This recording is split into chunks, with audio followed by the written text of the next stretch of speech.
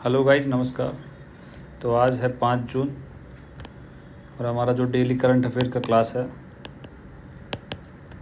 उसका आज का सीरीज़ है जो आर एस प्रीलिम्स 2026 को लेकर स्टार्ट किया है और साथ में मेंस को भी लेकर स्टार्ट है। तो एक 10 से 15 मिनट का एक सीरीज़ है डेली करंट अफेयर का, बहुत बेनिफिट है आपके लिए। तो स्टार्ट करते हैं पहले आर्टिकल से। सबसे पहले एक आर्टिकल आया है आज का फीफा वर्ल्ड कप को लेकर। फीफा वर्ल्ड कप के बारे में जो भी न्यूज़ आएंगी लेटेस्ट वो आपको नोट करनी है, बिकॉज एग्ज़ाम पर्सपेक्टिव बहुत इंपॉर्टेंट है। तो जैसा आपको पता है कि 3 कंट्री हैं इस बार जो फीफा वर्ल्ड कप 2026 को होस्ट कर रही हैं। उन कंट्रीज़ के नाम पूछे जा सकते हैं आपसे। उनमें सबसे पहले है कनाडा, फिर मैक्सिको एंड यूएसए। 3 कंट्री है जहाँ पे ये होस्ट किया जा रहा है, कनाडा, मैक्सिको एंड यूएसए। तो 3 कंट्रीज़ का जो मस्कट होता है वो भी आपको याद रखना है। कनाडा का जो मस्कट है वो मैपल, जिसको मूस कहते हैं। मैक्सिको का जायो है जैगवार। यूएसए का क्लच जो बॉल्ड ईगल का एक मस्कट है। तो कनाडा का जो मैपल है वो सिंबलाइज करता है रेजिलेंस एंड क्रिएटिविटी को, जबकि मैक्सिको का जो जैगवार है वो दिखाता है स्ट्रेंथ एंड कल्चरल हेरिटेज, सांस्कृतिक विरासत के बारे में वो रिप्रेजेंट करता है। यूएसए का जो क्लच और बॉल्ड ईगल है वो सिंबलाइज करता है द लीडरशिप और करेज ऑफ कंट्री। तो इनके सिग्निफिकेंस है तीनों मस्कट के। तो तीनों मस्कट आपको याद होने हैं। कनाडा का मैपल, मैक्सिको का जायू है जैगवार, यूएसए का क्लच या बॉल्ड ईगल। इसके बाद दूसरी इम्पॉर्टेंट न्यूज़ थी आज की, जो बहुत इम्पॉर्टेंट न्यूज़ है 100th रामसर साइट को लेकर। अभी जयप्रकाश नारायण बर्ड सेंचुरी है जो सुरहा ताल है यूपी में, उसको रामसर साइट घोषित किया गया, भारत की 100वीं रामसर साइट। तो इसका नाम बहुत इम्पोर्टेंट हो जाता है, जयप्रकाश नारायण बर्ड सेंचुरी इन उत्तर प्रदेश। इससे पहले अप्रैल 2026 में जो हमारी 99th रामसर साइट थी वो अनाउंस हुई थी, उसका नाम था सूखा झील बर्ड सेंचुरी, वो भी यूपी में थी। तो ये भी आपको याद रखना है। और जनवरी 2026 में पटना बर्ड सेंचुरी यूपी का और छारीदान गुजरात में, ये 2 रामसर साइट अनाउंस की गई थी। उससे पहले दिसंबर 2025 में राजस्थान की जो सिलीशेड लेक है अलवर में, उसको रामसर साइट अनाउंस किया। और एक कोपरा जलाशय था छत्तीसगढ़ का, उसको भी रामसर साइट अनाउंस किया।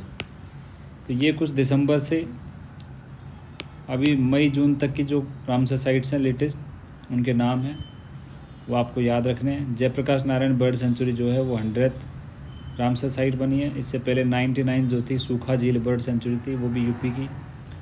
अब रामसर साइट क्या होती है? रामसर साइट एक वेटलैंड ऑर्गेनाइजेशन है जिसको बनाया गया रामसर कन्वेंशन 1971 के अंडर। ये तो हमारी 2 न्यूज़ हो गई। इसके बाद तीसरी न्यूज़ थी इंटरनेशनल योगा डे जैसे आ रहा है 21 जून को, तो उसको लेकर क्या पीएम और प्रधानमंत्री जी ने फर्स्ट वर्ल्ड योगासना चैम्पियनशिप स्टार्ट किए अहमदाबाद से। और इस 2026 की जो योगा डे है उसका थीम क्या रहेगा? वो थीम बहुत इंपॉर्टेंट है। थीम है योगा फॉर हेल्थी एजिंग। तो आपको ये थीम याद रखनी है, योगा फॉर हेल्थी एजिंग। इसके बाद नेक्स्ट न्यूज़ था एक अपेडा को लेकर। अपेडा की फुल फॉर्म देख लीजिए, agricultural processed food products export development authority, जो मिनिस्ट्री ऑफ कॉमर्स इंडस्ट्री के अंडर आती है।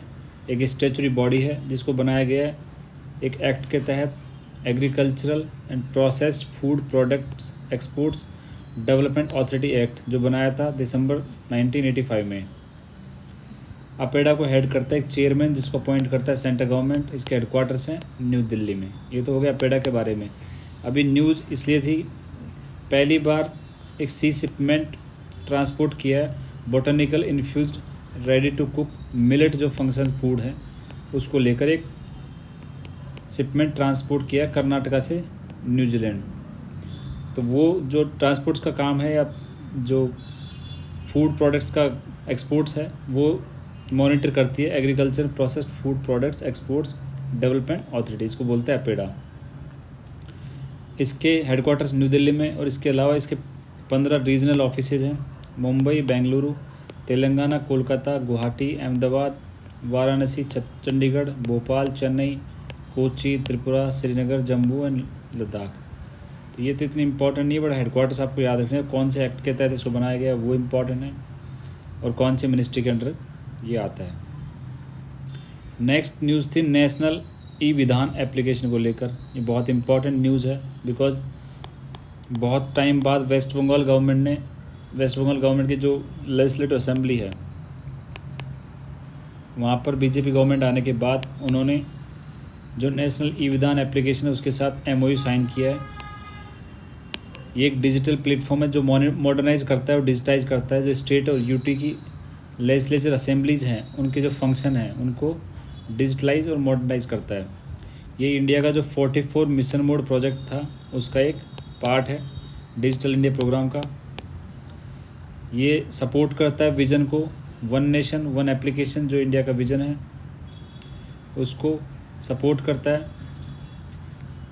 इसके साथ इसको जो बनाया गया है, इसके लिए जो क्लाउड यूज़ किया है वो है मेघराज, जो गवर्नमेंट ऑफ इंडिया का क्लाउड है, गवर्नमेंट क्लाउड है। वहाँ पे इसके सर्वर्स रखे गए हैं जो इंश्योर करता है scalability, security and data integrity. तो ये आपको याद रखना है। इससे रिलेटेड नागालैंड जो असेंबली थी वो पहली असेंबली थी जिसने इस एप्लीकेशन के साथ MOU साइन किया था, और अभी रिसेंटली वेस्ट बंगाल असेंबली ने साइन किया।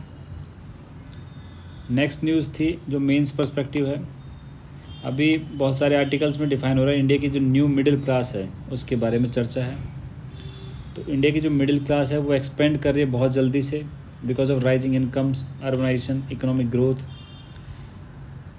ये इसकी जो ग्रोथ रेट है उसकी 6.3% एनुअली है, 6.3% एनुअली इसकी नोट की गई है, जो इंडिया का 31% पॉपुलेशन कवर करती है। इंडिया की मिडिल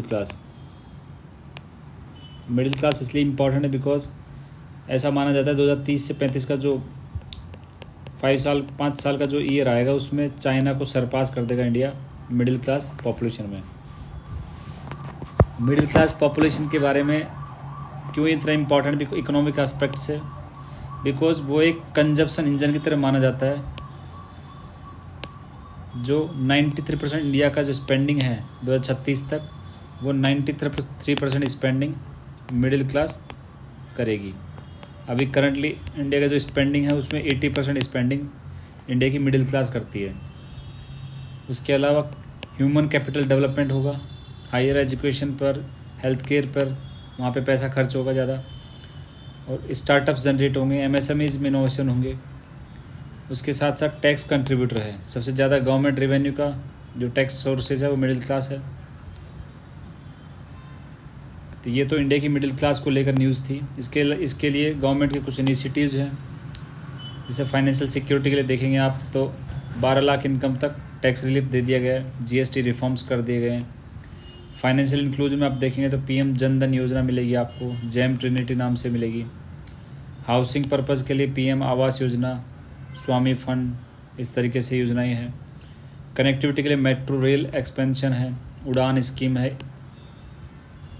हेल्थ केयर फैसिलिटीज़ में eat right India, Ayushman Bharat जैसी स्कीम्स हैं जो मिडिल क्लास को सपोर्ट करती हैं। इसके बाद एक न्यूज़ है important S-400 air defence system को लेकर, बिकॉज अभी रिसेंटली रशिया ने जो 4th स्क्वाड्रन है, S-400 का 4th स्क्वाड्रन है वो डिलीवर किया है। इंडिया ने 5 स्क्वाड्रन का ऑर्डर किया था, ये आपको याद रखना है। 5 में से 4 डिलीवर हो गए, 1 डिलीवर होना बाकी है अभी। ये $5.43 बिलियन की एक ट्रेड थी इंडिया रशिया के बीच में जो 2018 में साइन की थी।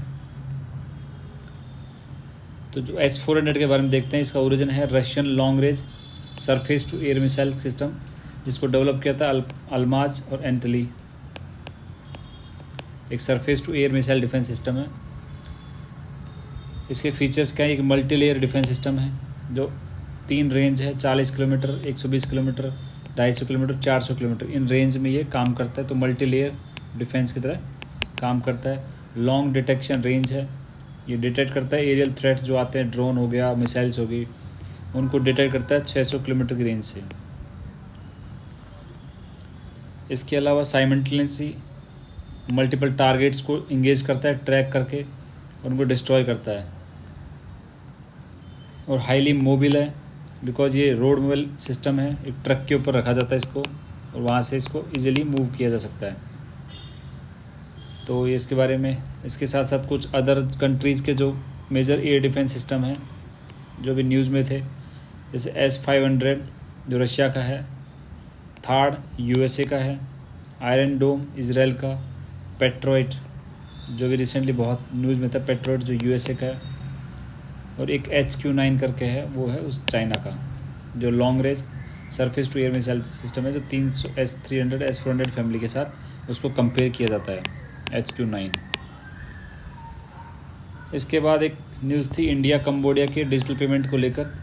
रिसेंटली जो NPCI इंडिया का national payment corporation of India, जो हमारा UPI का इन्वेंटर था, जो UPI के प्रमोशन में काम करता है, उन्होंने पार्टनरशिप किया है अक्लेडा बैंक जो कंबोडिया का है, वहाँ पे UPI सिस्टम जनरेट करने के लिए, ताकि डिजिटल पेमेंट कनेक्टिविटी इंडिया और कंबोडिया के बीच में बूस्ट किया जा सके।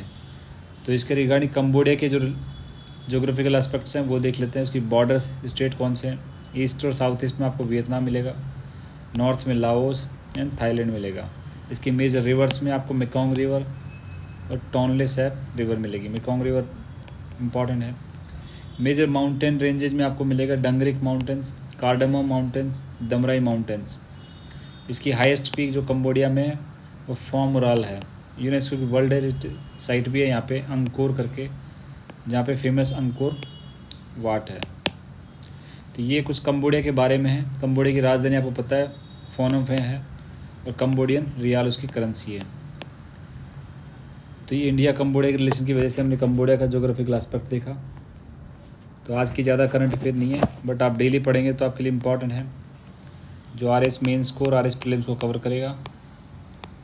तो थैंक यू फॉर नाउ।